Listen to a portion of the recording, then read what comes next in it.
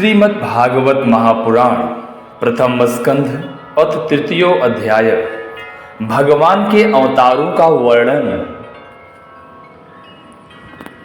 सूत जी कहते हैं, सृष्टि के आदि में भगवान ने लोकों के निर्माण की इच्छा की। इच्छा होते ही उन्होंने महतत्व आदि से निष्पन्न पुरुष रूप ग्रहण किया।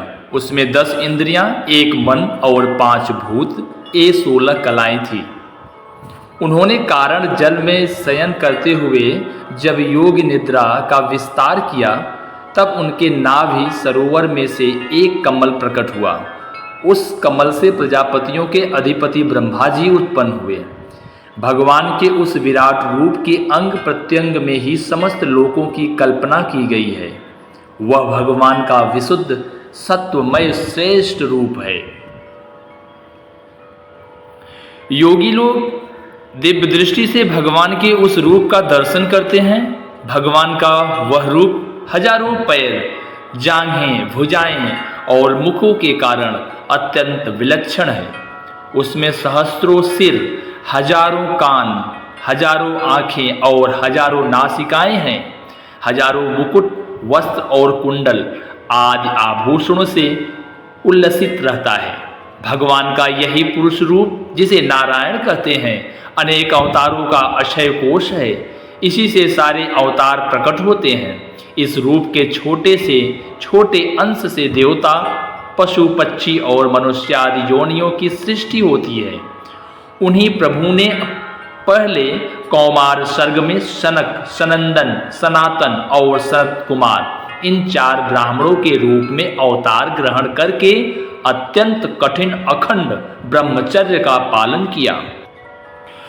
दूसरी बार इस संसार के कल्याण के लिए समस्त यज्ञों के स्वामी उन भगवान ने ही रसातल में गई हुई पृथ्वी को निकाल लाने के विचार से शूकर रूप ग्रहण किया।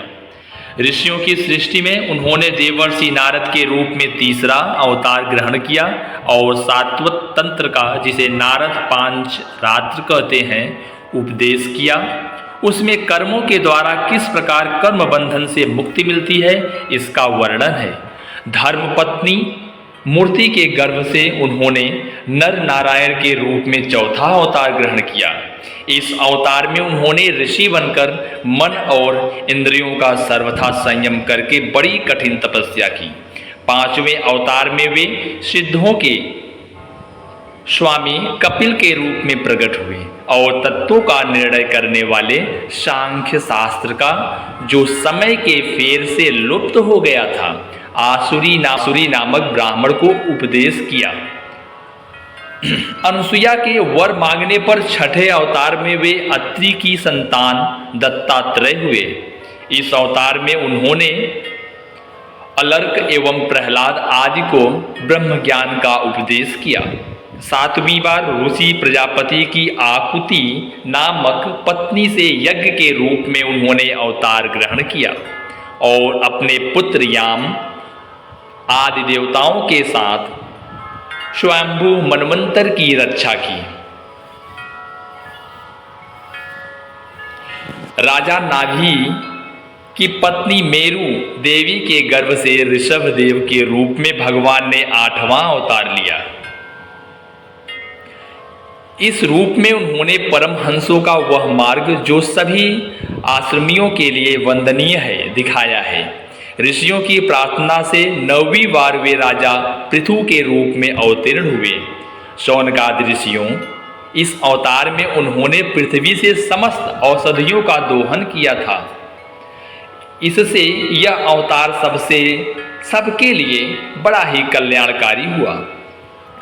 चाक्षुक मनवंतर के अंत में जब सारी त्रिलोकी समुद्र में डूब रही थी, तब उन्होंने मत्स्य के रूप में 10वां अवतार ग्रहण किया और पृथ्वी रूपी नौका पर बैठाकर अगले मनवंतर के अधिपति वैवस्वत मनु की रक्षा की। जिस समय देवता और दैत्य समुद्र मंथन कर रहे थे, उस समय 11वां अवतार धारण करके कच्छप रूप से भगवान ने मंदराचल को अपनी पीठ पर धारण किया।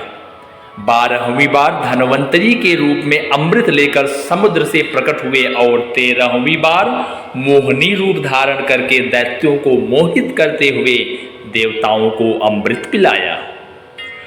14वें अवतार में उन्होंने नरसिंह रूप धारण किया और अत्यंत बलवान दैत्यराज हिरण्यकशिपु की छाती अपने नखों से अनायास इस प्रकार फाड़ डाली जैसे चटाई बनाने वाला सीख को चीर डालता है। 15वीं बार वामन का रूप धारण करके भगवान दैत्यराज बलि के यज्ञ में गए। वे चाहते तो थे त्रिलोकी का राज, परंतु मांगी उन्होंने केवल 3 पग पृथ्वी। 16वें परशुराम अवतार में जब उन्होंने देखा कि राजा लोग ब्राह्मणों के द्रोही हो गए हैं, तब क्रोधित होकर उन्होंने पृथ्वी को 21 बार क्षत्रियों से शून्य कर दिया। इसके बाद 17वें अवतार में सत्यवती के गर्भ से पराशर जी के द्वारा वे व्यास के रूप में अवतीर्ण हुए। उस समय लोगों की समझ और धारणा शक्ति कम देखकर आपने वेद रूप वृक्ष की कई शाखाएं बना दी। 18वीं बार देवताओं का कार्य संपन्न करने की इच्छा से उन्होंने राजा के रूप में रामावतार ग्रहण किया और सेतु बंधन, रावण वध आदि वीरतापूर्ण बहुत सी लीलाएं की। 19वीं और 20वें अवतारों में उन्होंने यदुवंश में बलराम और श्री कृष्ण के नाम से प्रकट होकर पृथ्वी का भार उतारा। उसके बाद कलयुग आ जाने पर मगध देश में देवताओं के द्वेषी दैत्यों को मोहित करने के लिए अजन के पुत्र रूप में आपका बुद्धावतार होगा। इसके भी बहुत पीछे जब कलयुग का अंत समीप होगा और राजा लोग प्रायः लुटेरे हो जाएंगे, तब जगत के रक्षक भगवान विष्णु यश नामक ब्राह्मण के घर कल्कि रूप में अवतीर्ण होंगे। शौनकादि ऋषियों जैसे अगाध सरोवर से हजारों छोटे छोटे नाले निकलते हैं, वैसे ही सत्वनिधि भगवान श्री हरि के असंख्य अवतार हुआ करते हैं। ऋषि, मनु, देवता, प्रजापति, मनुपुत्र और जितने भी महान शक्तिशाली हैं, वे सब के सब भगवान के ही अंश हैं। ये सब अवतार तो भगवान के अंशावतार अथवा कलावतार है, परंतु भगवान श्री कृष्ण तो स्वयं भगवान अवतारी ही हैं। जब लोग दैत्यों के अत्याचार से व्याकुल हो उठते हैं, तब युग युग में अनेक रूप धारण करके भगवान उनकी रक्षा करते हैं। भगवान के दिव्य जन्मों की यह कथा अत्यंत गोपनीय रहस्यमयी है। जो मनुष्य एकाग्रचित्त से नियम पूर्वक सायंकाल और प्रातःकाल प्रेम से इसका पाठ करता है, वह सब दुखों से छूट जाता है। प्राकृत स्वरूप रहित चिन्मय भगवान का जो यह स्थूल जगदाकार रूप है, यह उनकी माया के महत्व तत्वादि गुणों से भगवान में ही कल्पित है। जैसे बादल वायु के आश्रय रहते हैं और धूसरपना धूल में होता है, परंतु अल्पबुद्धि मनुष्य बादलों का आकार में और धूसरपने का वायु में आरोप करते हैं, वैसे ही अविवेकी पुरुष सबके साक्षी आत्मा में स्थूल दृश्य रूप वैसे ही अविवेकी पुरुष सबके साक्षी आत्मा में स्थूल दृश्य रूप जगत का आरोप करते हैं। इस स्थूल रूप से परे भगवान का एक सूक्ष्म अव्यक्त रूप है, जो न तो स्थूल की तरह आकारादि गुणों वाला है और न देखने सुनने में ही आ सकता है। वही सूक्ष्म शरीर है। आत्मा का आरोप या प्रवेश होने से यही जीव कहलाता है और इसी का बार बार जन्म होता है। उपरियुक्त सूक्ष्म और स्थूल शरीर अविद्या से ही आत्मा में आरोपित है। जिस अवस्था में आत्मस्वरूप के ज्ञान से यह आरोप दूर हो जाता है, उसी समय ब्रह्मा का साक्षात्कार होता है। तत्वज्ञानी लोग जानते हैं कि जिस समय यह बुद्धि रूपा परमेश्वर की माया निवृत्त हो जाती है, उस समय जीव परमानंदमय हो जाता है और अपनी स्वरूप महिमा में प्रतिष्ठित होता है। वास्तव में जिनके जन्म नहीं है और कर्म भी नहीं है, उन हृदयेश्वर भगवान के अप्राकृत जन्म और कर्मों का तत्वज्ञानी लोग इसी प्रकार वर्णन करते हैं, क्योंकि उनके जन्म और कर्म वेदों के अत्यंत गोपनीय रहस्य हैं। भगवान की लीला अमोघ है।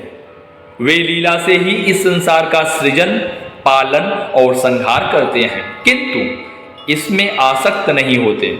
प्राणियों के अंतःकरण में छिपे रहकर ज्ञानेंद्रिय और मन के नियंता के रूप में उनके विषयों को ग्रहण भी करते हैं, परंतु उनसे अलग रहते हैं। वे परम स्वतंत्र हैं। वे विषय कभी उन्हें लिप्त नहीं कर सकते। वैसे अनजान मनुष्य जादूगर अथवा नट के संकल्प और वचनों से ही की गई करामात को नहीं समझ पाता, वैसे ही अपने संकल्प और वेदवाणी के द्वारा भगवान के प्रकट किए हुए इन नाना नाम और रूपों का तथा उनकी लीलाओं को कुबुद्धि जीव बहुत सी तर्क युक्तियों के द्वारा नहीं पहचाना सकता। चक्रपाणी भगवान की शक्ति और पराक्रम अनंत है, उनकी कोई था नहीं पा सकता। वे सारे जगत के निर्माता होने पर भी उससे सर्वथा परे हैं।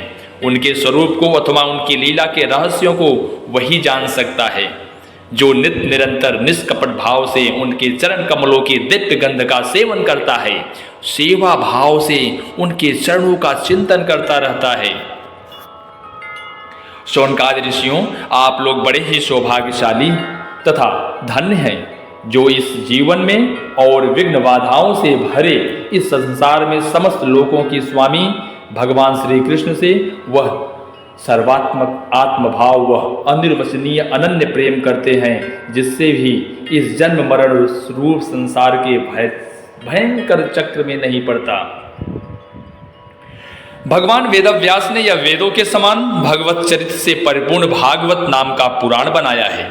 उन्होंने इस श्लाघनीय, कल्याणकारी और महान पुराणों को लोगों के परम कल्याण के लिए अपने आत्मज्ञानी शिरोमणि पुत्र को ग्रहण कराया।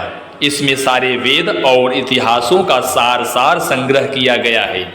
सुखदेव जी ने राजा परीक्षित को यह सुनाया। उस समय वे परम ऋषियों से घिरे हुए आमरण अनशन का व्रत लेकर गंगा तट पर बैठे हुए थे। भगवान श्री कृष्ण जब धर्म, ज्ञान आदि के साथ अपने परम धाम को पधार गए, तब इस कलयुग में जो लोग अज्ञान रूपी अंधकार से अंधे हो रहे हैं, इस कलयुग में जो लोग अज्ञान रूपी अंधकार से अंधे हो रहे हैं, उनके लिए यह पुराण रूपी सूर्य इस समय प्रकट हुआ है।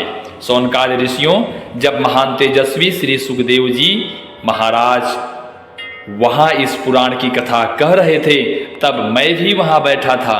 वहीं मैंने उनकी कृपापूर्ण अनुमति से इसका अध्ययन किया।